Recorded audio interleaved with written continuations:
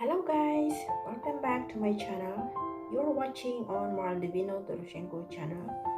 Well, today's video, I would like to share with you this short story written by Dmitrygj or Kuyagj. The title is Home. This is a short story. Let me read it, guys. Home. What can be better than business trips?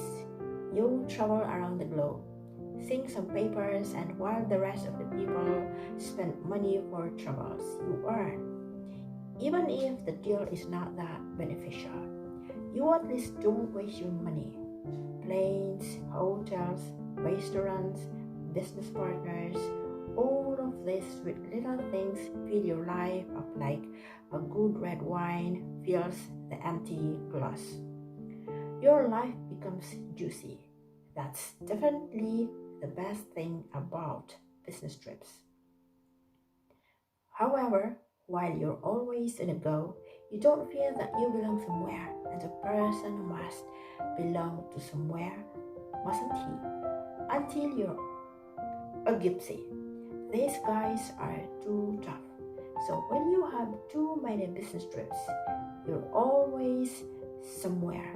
You're always away from home. But there is another question, the hardest one. When you're always away from home, do you know what home is? Sylvia Kratowski knew nothing about what home is.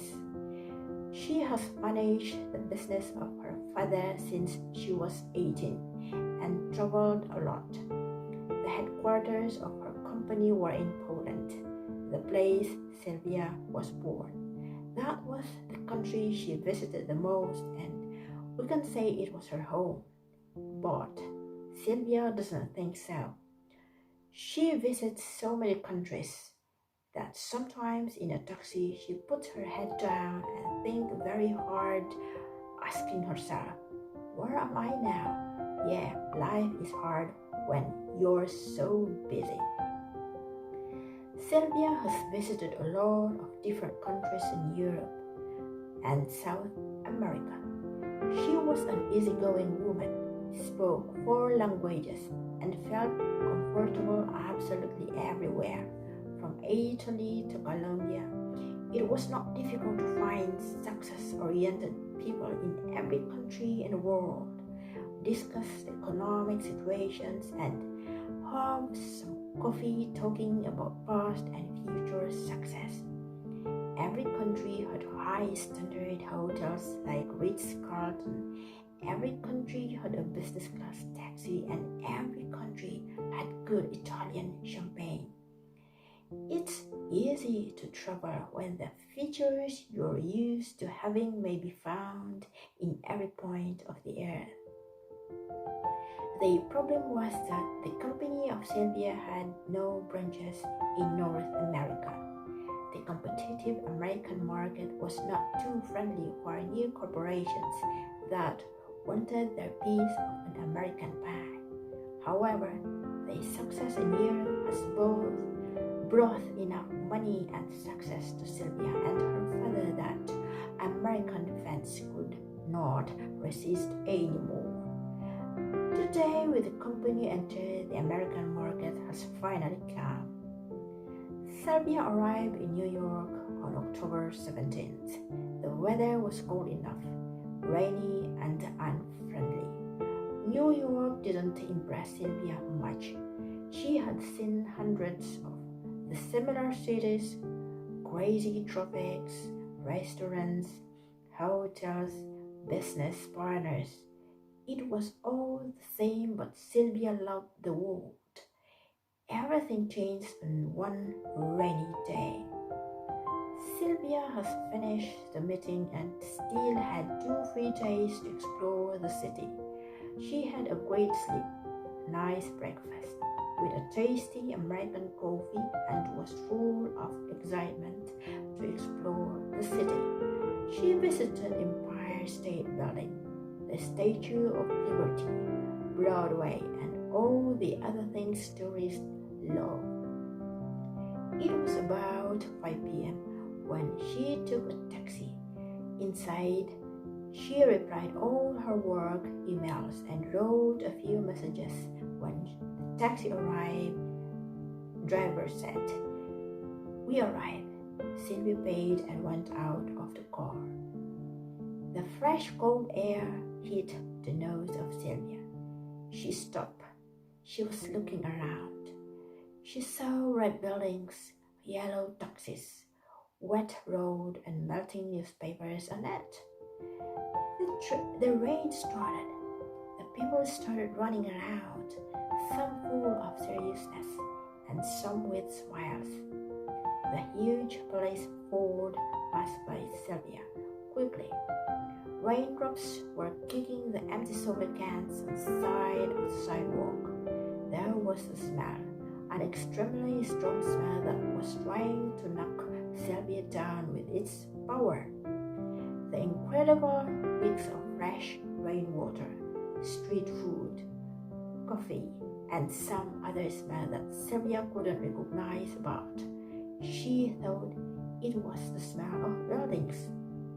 Sylvia was standing still, looking around with fear and awe.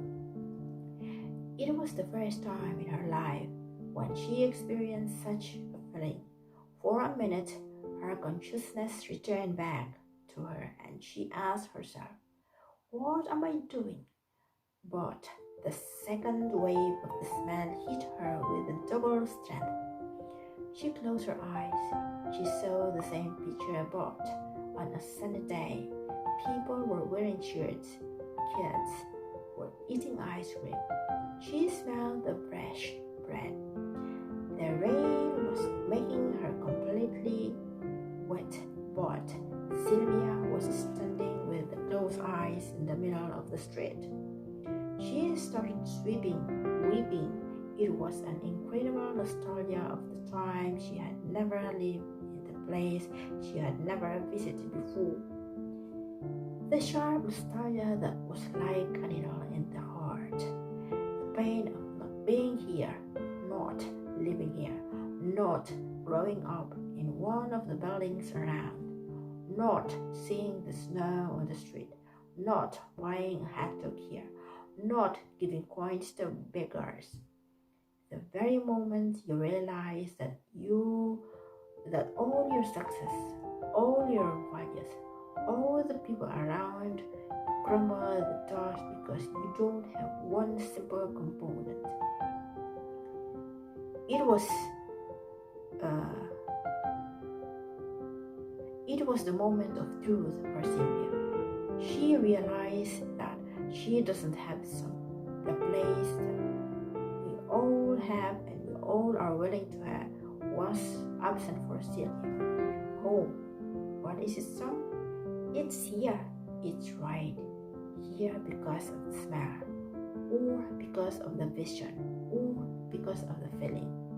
Sylvia would give all her money and success away for the chance to be born again in the building of that unknown street of New York City.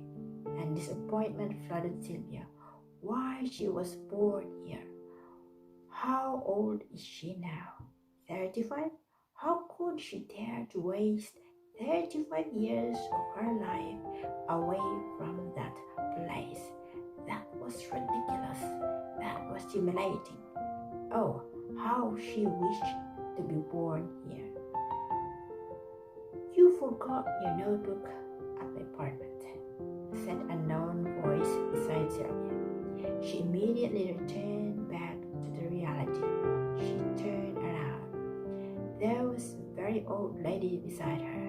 She looked old, but her eyes were still glowing. The lady held Sylvia's elbow and started going. "Excuse me, how can I help you?" asked surprised Sylvia. "You helped me a lot already, Margaret. But you forgot your notebook at my apartment," said the old woman. "Yeah. Oh, I'm sorry, but I'm not Margaret," said Sylvia. The old lady looked at Sylvia angrily and said, "You gotta pick up your notebook, Margaret. After that, the lady held the hand of Sylvia and started pulling her. Her hand was warm, but wet because of the rain. Sylvia was shocked when she realized that she was quietly following the old woman. Then they went inside the red building. "Hold on," said the old lady and went inside her apartment. Sylvia closed her eyes and started smelling the building from inside. Home, home, home. That was the only thought in the head of Sylvia. "Take it, Margaret, and be attentive next time," said the old lady and gave Sylvia a thick blue notebook. Sylvia didn't say a single word when the door was shut right in front of her nose. She opened the notebook. There were only pencil pictures of buildings, animals, some street landscape, some cars and subway stations. The pictures were small but very beautiful. They had awesome small details that made them look realistic. Sylvia put the notebook in her bag and quickly went outside. The rain stopped. She took her phone and called her dad. "What happened? Are you okay?" asked the dad. "I'm home," said Sylvia. "In Warsaw." "Why so fast?" "No, not in Warsaw. I'm home," said Sylvia. "Wait, are you in Warsaw or not? I understand nothing." Sylvia's dad sounded puzzled. "I'm staying in New York," said Sylvia. What doesn't it mean? What does it mean? I'm gonna live here, really or not? I understand nothing. Are you getting married? Dad was already shouting. "Yes, I am," said Sylvia coldly. "With who?" asked Dad. "With my home, New York," said Sylvia and hung up. She took the notebook and hugged it. Home, Sylvia thought, and went to the unknown direction. So that's the end of the short story called Home. Thank you guys for watching.